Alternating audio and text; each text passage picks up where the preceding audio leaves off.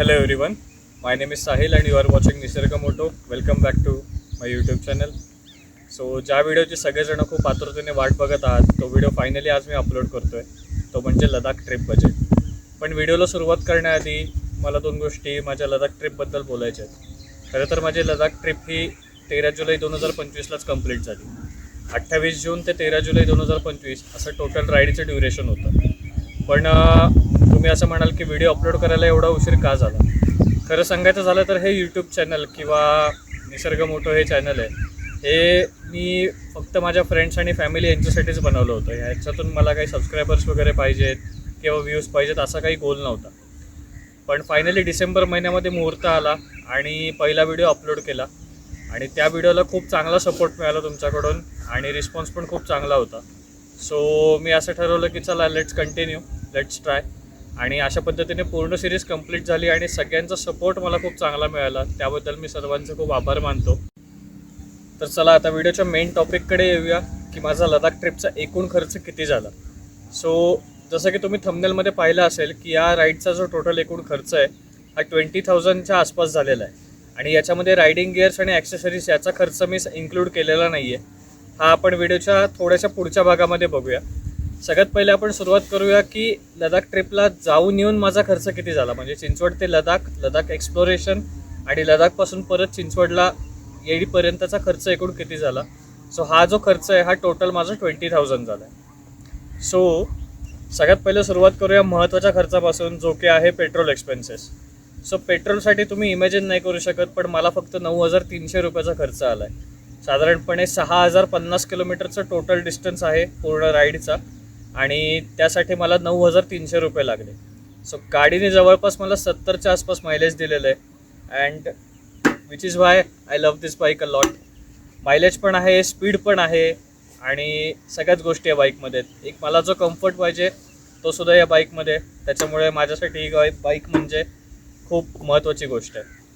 आणि आता बोलायचं झालं इतर गोष्टींबद्दल, म्हणजे 9,300 रुपयाचा तर पेट्रोलचा खर्च झाला.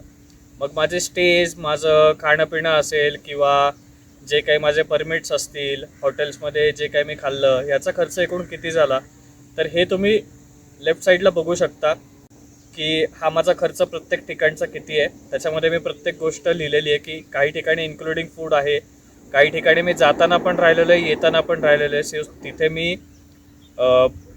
इन्क्लुडिंग रिटर्न जर्नी असं पण मेन्शन केलेलं आहे. सो हा पूर्ण माझा खर्च आहे आणि या सगळ्याची जर का तुम्ही टोटल केली तर ही एक 18,000च्या आसपास येते, 18,500च्या आसपास येते रफली. अजून जर का ह्याच्यामध्ये आपण 1,500 रुपये ॲड केले तर हे कशाचे ॲड करायचे की सगळ्यात पहिलं तर यमुना एक्सप्रेसवे हा एकच असा एक्सप्रेसवे मला लागला की जिथे टू व्हीलरसाठी टोल द्यावा लागला.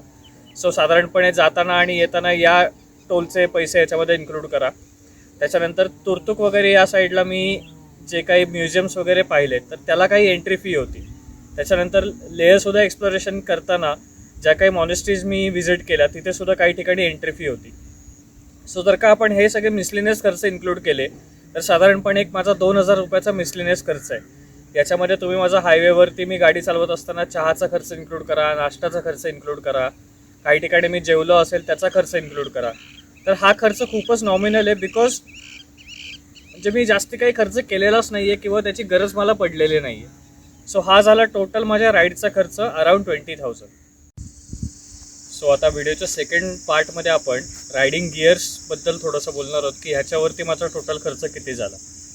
पण हा व्हिडिओ तुम्ही लडाखच्या खर्चामध्ये इन्क्लूड करू नका, कारण की एकदा तुम्ही ते रायडिंग गिअर्स घेतलेत की ते तुम्हाला आयुष्यभर चालणार आहेत जोपर्यंत त्याची कंडिशन चांगली.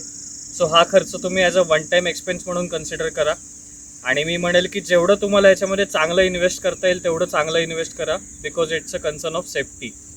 आणि सेफ्टी याच्यासाठी इम्पॉर्टंट आहे की जेव्हा तुम्ही राईड करत असता तेव्हा फक्त तुम्ही एकटे नाही तर तुमच्या मागे तुमचं घर, तुमची फॅमिली या सगळ्या गोष्टी डिपेंडंट असतात.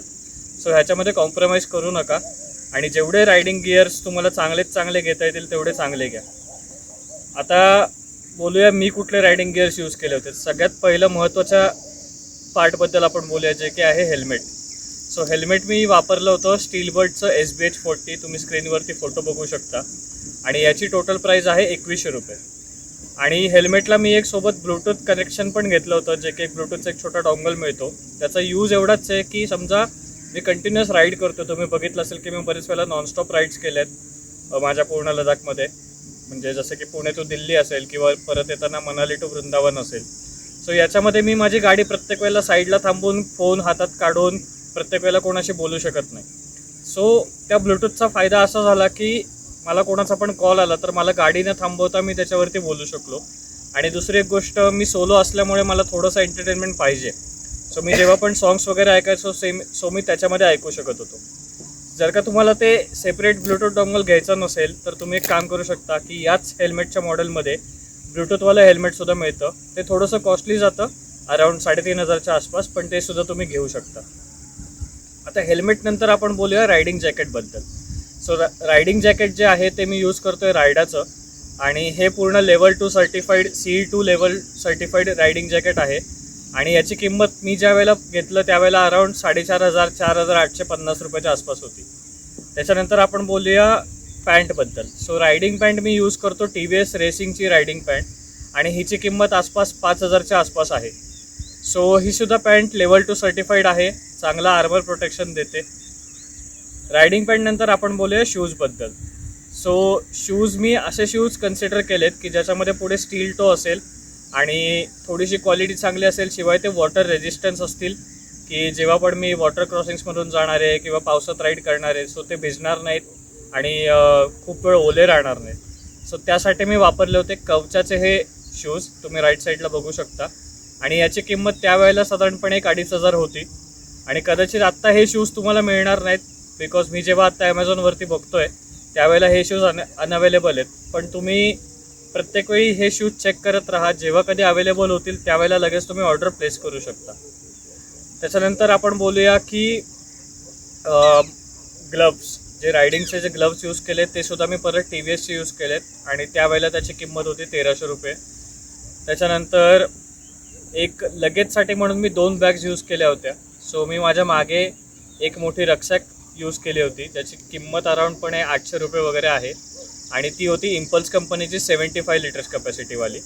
आणि माझे जे सगळे कॅमेऱ्याचे ॲक्सेसरीज होते ते ठेवण्यासाठी, म्हणजे ते मला लगेच काढता यावेत किंवा लगेच ॲक्सेस करता यावेत, शिवाय माझं जे वॉलेट आहे ते अशा बॅगमध्ये पाहिजे की जे मला लगेच काढता यावं. सो यासाठी म्हणून मी एक टँक बॅग घेतली होती, ऑल एक्स्ट्रीम कंपनीची, 21 लिटर्स त्याची कॅपॅसिटी आहे. सो ती सुद्धा तुम्ही घेऊ शकता, आणि याची किंमतसुद्धा त्यावेळेला अराऊंड 1,300 रुपयाच्या आसपास होती. त्याच्यानंतर बोलूया रेन लायनरविषयी. So rain liner all extreme कंपनीचं मी यूज केलं होतं, आणि त्याची पण किंमत साधारणपणे 1,100 रुपयाच्या आसपास होती. आणि ते रेन लायनर माझ्यासाठी खूप चांगलं काम केलं. म्हणजे मी जेव्हा पण ते रेन लायनर यूज केलं मला अजिबात मी कुठेही भिजलो नाही आहे, शिवाय माझे जे रायडिंग गिअर्स होते ते सुद्धा अजिबात त्या रेन लायनरमुळे कुठेही भिजले नाही आहेत. आणि या रायडिंग गिअर्सच्या व्यतिरिक्त आणखीन मी काही छोट्या मोठ्या गोष्टी कॅरी केल्या होत्या, जसं की हायड्रेशन बॅग असेल, त्याच्यानंतर माझ्या काही कॅम्पिंग ॲक्सेसरीज असतील. सो या सगळ्या गोष्टी ऑप्शनल आहेत, कारण की या प्रत्येकाला लागतीलच असं काही नाही आहे. सो तरी पण मी याची लिंक आणि प्रत्येका प्रोडक्टची लिंक आणि त्याचे प्राइजेस माझ्या या व्हिडिओच्या डिस्क्रिप्शनमध्ये मेन्शन केलेले आहेत. आणि जर का तुम्हाला याबद्दल अजून काही माहिती हवी असेल तर तुम्ही वरती आय बटनवरती क्लिक करून माझा राईड प्रिपरेशनचा व्हिडिओ बघू शकता. त्याच्यात मी प्रत्येक गोष्ट सांगितलेली आहे की मी सोबत काय काय घेऊन चाललो. तर आता सगळ्या आपल्या वस्तू झाल्या आणि माझं टोटल बजेट पण डिस्कशन आपलं कंप्लीट झालं आहे असं मी कन्सिडर करतो. आणि जर का याबद्दल तुम्हाला कोणतेही क्वेश्चन्स असतील तर तुम्ही या व्हिडिओच्या कमेंट्समध्ये मला विचारा, किंवा माझं जे इंस्टाग्रामचं हँडल आहे त्याला पण तुम्ही मेसेज करू शकता. चॅनलचं नाव, इंस्टाग्रामचं प्रोफाईल तुम्हाला इथे खाली दिसत असेल. सो कधीही मेसेज करा. चला आता महत्त्वाच्या गोष्टीबद्दल बोलूया. जर का तुम्ही पण तुमची लडाख ट्रिप प्लॅन करत असाल येणाऱ्या काही दिवसांमध्ये, कारण की आता लडाखचा सीझन सुरू झालेला आहे, सो बरेच जण आता लडाख राईड प्लॅन करत असतील. जर का तुम्ही स्वतःची बाईक घेऊन जाणार असाल तर बाईकबद्दल काय काय गोष्टींची तुम्ही काळजी घेतली पाहिजे हे मी तुम्हाला एक थोड्या शब्दांमध्ये सांगतो. तर सगळ्यात पहिलं बाईकमध्ये इम्पॉर्टंट गोष्ट काय आहे, तर गाडी नेण्याच्या आधी पूर्णपणे त्याची व्यवस्थित सर्व्हिसिंग करून घ्या. चांगलं इंजिन ऑइल यूज करा, एका चांगल्या कंपनीचं, चांगल्या ग्रेडचं इंजिन ऑइल यूज करा. त्याच्यानंतर जर का तुमचे टायर्स खूप जुने झाले असतील तर सगळ्यात पहिले टायर्स चेंज करा. त्याच्यानंतर सगळ्यात इम्पॉर्टंट आहे गाडीची बॅटरी. बॅटरी का इम्पॉर्टंट आहे, कारण की लडाख हे असं रिजन आहे जिकडे एकदम हाय अल्टिट्यूड आहे, शिवाय तिथे टेम्परेचर जे आहे ते खूप खाली जातं. सो त्या टेम्परेचरमध्ये गाडी पटकन स्टार्ट व्हायला पाहिजे, हे सगळ्यात इम्पॉर्टंट आहे. त्याच्यासाठी बॅटरी चांगली असणं इम्पॉर्टंट आहे. सो जायच्या आधी गाडीची बॅटरी व्यवस्थित चेंज करून घ्या किंवा चेक करून घ्या. त्याच्यानंतर ऑक्झिलरी लाईट्स, जर का तुम्ही नाईटमध्ये राईड करणार असाल तर चांगले ऑक्झिलरी लाईट्स यूज करा. त्याच्यामुळे तुम्हाला विजिबिलिटी चांगली मिळेल आणि रस्ता चांगला दिसेल आणि त्याच्यामुळे राईड खूप सेफ होईल. त्याच्यानंतर गाडीमध्ये काही अशा गोष्टी असतात की ज्या बऱ्याच लोकांना माहीत नसतात. म्हणजे मी ज्या वेळेला लडाख राईड सुरू केली, ज्या वेळेला मी सर्व्हिस सेंटरला गेलो गाडी घेऊन, त्यावेळेलासुद्धा मला बऱ्याच गोष्टी शिकायला मिळाल्या गाडीबद्दलच्या. त्यातली एक सगळ्यात महत्त्वाची गोष्ट म्हणजे गाडीचा फ्यूज बॉक्स. आता या फ्यूज बॉक्समध्ये वेगवेगळ्या रेटिंगचे काही फ्यूज असतात. सो त्या फ्यूजचं वेगवेगळं काम असतं. जसं की गाडी जर का तुमची स्टार्ट होत नसेल तर एक 20 एम्पियरचा एक फ्यूज असतो, तो साधारणपणे खराब होतो आणि तो रिप्लेस केला की गाडी कदाचित स्टार्ट होते. असेच वेगवेगळे प्रकारचे फ्यूज आपल्या गाडीमध्ये असतात. सो एक्स्ट्रा फ्यूजेस तुम्ही कॅरी करा आणि त्या फ्यूज बॉक्समध्ये स्लॉट्स असतात की तुम्ही एक्स्ट्रा जे फ्यूज आहेत ते त्याच्यामध्ये प्लेस करू शकता आणि तो फ्यूज बॉक्स तुम्ही परत लावून गाडी घेऊन जाऊ शकता. सो ती एक महत्त्वाची गोष्ट आहे. चला आता रूट प्लॅनिंगबद्दल थोडंसं बोलूया. की सगळ्यांना मी आधीच सांगितलं होतं किंवा सगळ्यांना मोस्टली माहिती आहे की लडाखला जाण्यासाठी 2 रस्ते आहेत. एक आहे वाया काश्मीर आणि दुसरा आहे वाया मनाली. सो जनरली लोक करतात काय की काश्मीर साईडनी लडाखला वरती चढतात आणि मनाली साईडनी खाली उतरतात. याचं रिझन असं आहे की काश्मीर साईडचा जो रस्ता आहे त्याच्यावरती एवढे चॅलेंजेस नाही आहेत किंवा तो मनालीच्या कंपॅरिझनमध्ये इझी रस्ता आहे. सो त्याच्यामुळे तुम्ही तो सुद्धा रूट चूज करू शकता. मनालीनंतर जेव्हा तुम्ही लडाखला प्रवास सुरू करतात त्यावेळेला काय होतं, अल्टिट्यूड आहे तो खूप फास्ट इन्क्रीज होतो. तसं काश्मीरच्या रूटमध्ये नाही आहे. काश्मीरच्या रूटमध्ये अल्टिट्यूड एकदम ग्रॅज्युअली इन्क्रीज होतो. त्याच्यामुळे श्वास घ्यायला त्रास होत नाही. म्हणजे माझ्या केसमध्ये मला तर त्रास झाला नव्हता मनाली साईडने जाताना. पण प्रत्येकाची कॅपॅसिटी वेगवेगळी असते, त्याच्यामुळे प्रत्येकाच्या शरीरानुसार कोणाला त्रास होऊ शकतो, कोणाला त्रास होऊ शकत नाही. सो जर का तुम्ही तुमची ट्रिप मनालीपासून स्टार्ट करणार असाल तर मी रेकमेंड करेन की जेव्हा तुम्ही मनाली टू लडाख असा प्रवास स्टार्ट कराल त्यावेळेला जी अल्टिट्यूड आहे किंवा जी उंची आहे ती हळूहळू वाढवा. एकदम नॉनस्टॉप मनाली टू लडाख करू नका. बिकॉज होतं काय की मनाली टू लडाख हा जो असा रस्ता आहे की याच्यामध्ये उंची फार पटकन वाढते. म्हणजे मध्ये बरेच प्रकारचे पासेस येतात. बारालच्चाला पास येतो, त्याच्यानंतर गाटा लूप्स येतात, त्याच्यानंतर तांगलांगला आहे, असे बरेच पासेस येतात. त्याच्यामुळे काय होतं, उंची खूप फास्ट वाढते आणि बॉडीला त्रास होऊ शकतो. सो मी रेकमेंड करेल की ज्या वेळेला तुम्ही दिल्लीला याल त्यावेळेला दिल्लीला आल्यानंतरच लगेच डायमॉक्सचा कोर्स सुरू करा.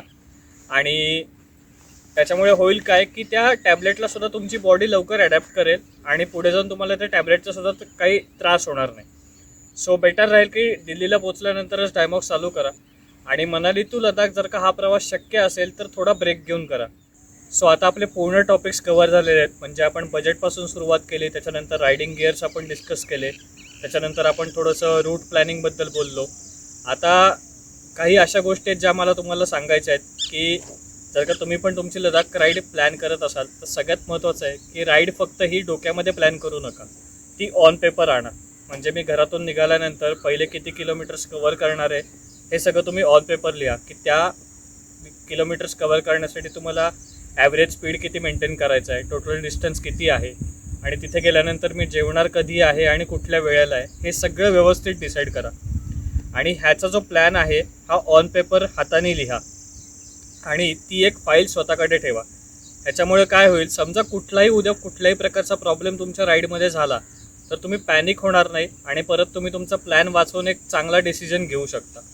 सो ही गोष्ट सगळ्यात इम्पॉर्टंट आहे की तुमचा प्लॅन ऑन पेपर असणं. त्याच्यानंतर लडाखसाठी जे इनर लाईन परमिट लागतं त्याचासुद्धा मी एक सेपरेट व्हिडिओ बनवणार आहे. सो अशा पद्धतीने आपला बजेट ते रूट प्लॅनिंग प्लस काही टिप्स हे सगळे पॉईंट्स आपण या व्हिडिओमध्ये कव्हर केलेले आहेत. सो तुम्ही तुमचे क्वेश्चन्स या व्हिडिओच्या कमेंट्समध्ये मेन्शन करू शकता आणि इंस्टाग्रामलासुद्धा मला रीच आउट करू शकता. लवकरच मी एक नवीन राईड प्लॅन केलेली आहे आणि याचे अपडेट्स तुम्हाला थोड्या दिवसात मिळतील.